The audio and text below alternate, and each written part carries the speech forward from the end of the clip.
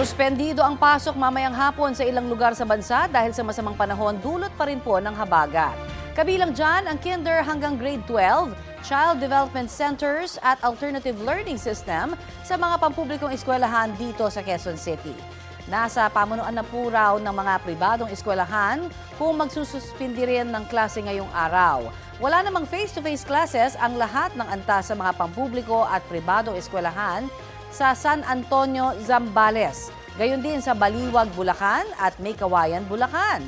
Shift din muna sa alternative delivery mode ang kinder hanggang senior high school sa Hagonoy, Bulacan.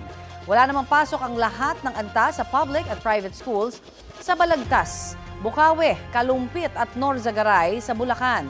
Gayon din sa Morong, Bataan at Ternate sa Cavite.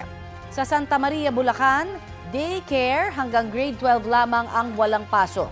Nauna nang nagsuspindi ng klase ang ilang lokal na pamahalaan sa Metro Manila at Karatig Lalawigan sa Luzon.